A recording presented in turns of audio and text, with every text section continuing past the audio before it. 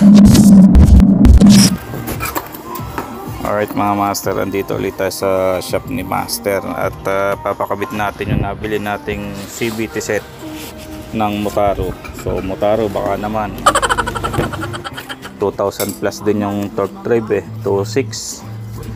Tapos ito ay nasa 3,000. Ay, magkano to?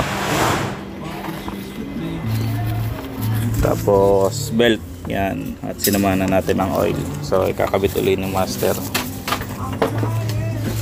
So kung napanood nyo yung last video natin, kinain na ng yung bola natin na nasira na gawa ng sa tagal na hindi na maintenance.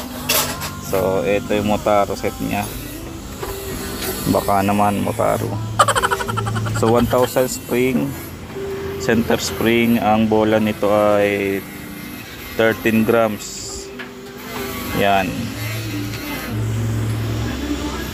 Ang mga included niyan nasa loob.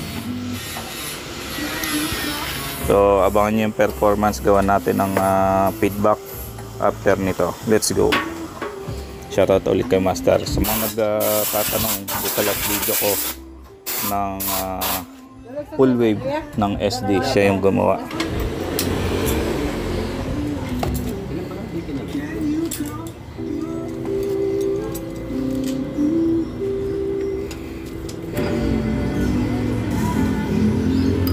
So yan yung papalitan natin.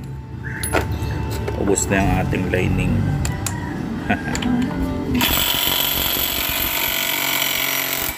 Sobrang nipis na ng lining, sinulit talaga. So ito yung pinapalitan natin mga master.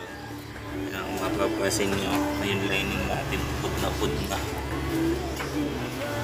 Ito, wala pang 2 linggo yan.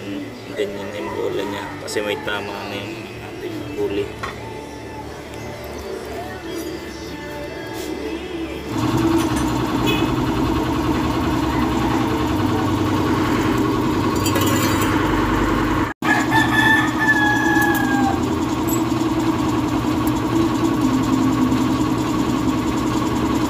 Dapat papalitan na rin natin yung torque drive. Naalala ko baka pwede pa naman,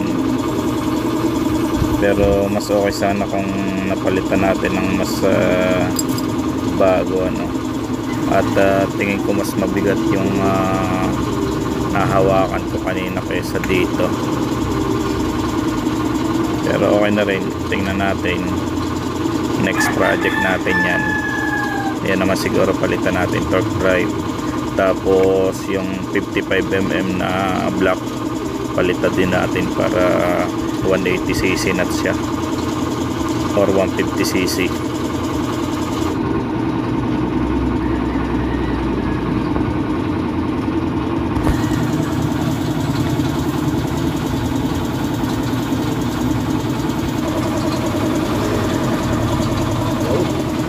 So yung center spring naging 1,000 tapos yung tinanggal ay 800.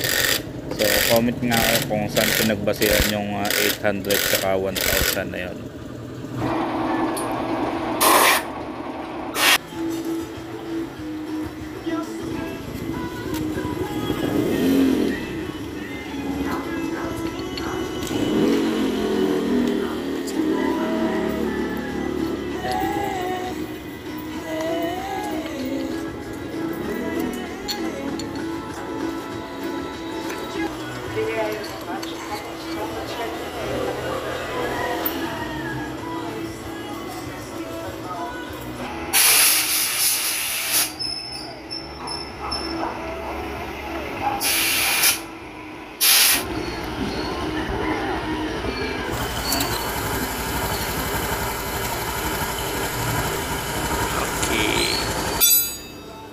Sa mga master, napansin ko lang na biglang tumahimik yung tunog niya kumpara doon sa tinanggal kanina.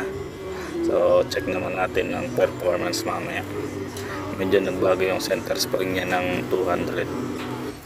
So yan mga master, ipapa-review natin or bibigyan natin ng feedback yung ating anak na i-test drive niya yung bagong kabit na Motaro CVT set natin.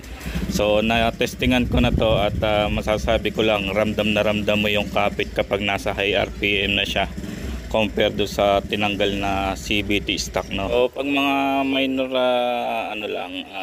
arangkada, hindi mo siya mararamdaman, pero once na binomba mo siya, dun mo mararamdaman na yung tunay na kapit niya. So mamaya tatanungin natin yan pagbalik niya.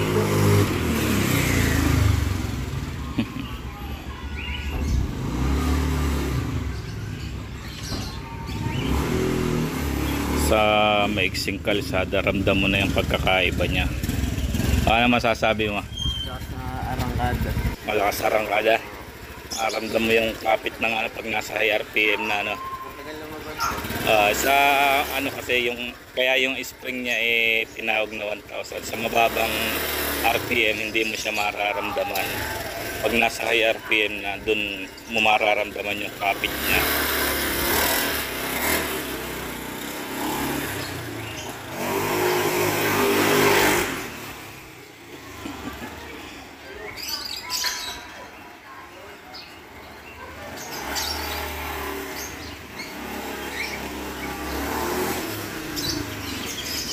Ano masasabi mo? Kumpara doon sa tinanggal. Mas lumakas na konti. Mas lumakas na konti. So, ayun. CVT set Motaro. Let's go!